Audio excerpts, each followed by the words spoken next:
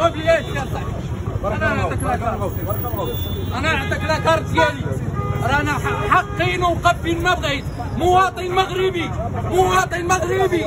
لاكارت ديالي، الباسبور، البيرمي. مواطن مغربي، عندي حق نوقف فين بغيت. عندي حق. تا واحد ما عنده حق يمشي. تا عندي حق نوقف فين بغيت. لا ما عندكم حق تقيتوني. ما عندكم حق. ما عندكم حق. انا مواطن مغربي. انا مواطن مغربي. انا مواطن مغربي. تعديتوا عليا.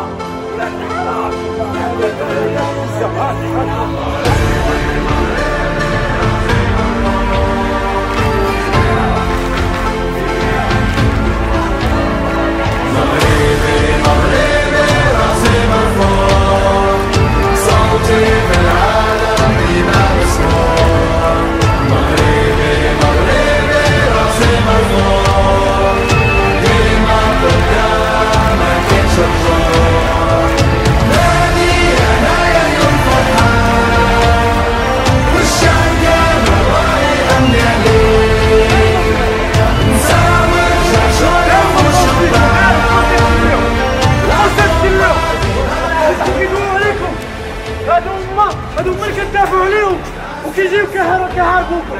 هادو هما غداو بعد غدا كيدافعوا على الحقوق ديال ولادهم وهما تيجيو تيدمروكم وسط بلادكم. علاش ما ندويش انايا مواطن مغربي عندي حقي نهضر. عندي باش نهضر.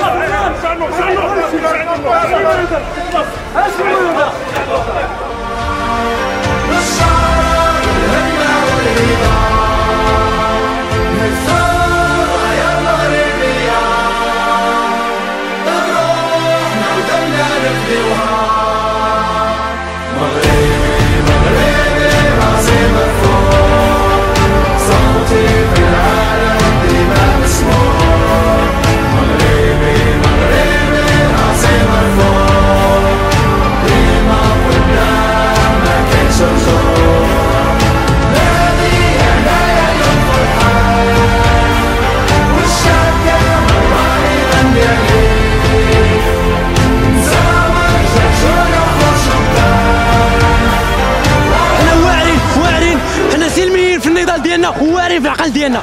حنا سلميين سلميين سلميين في النضال ديالنا واعرين في العقل ديالنا. وشكرا وتحيه لهذا الشباب الذي تخرج وتناشد وتطالب بحقها الذي خولها لها الدستور المغربي.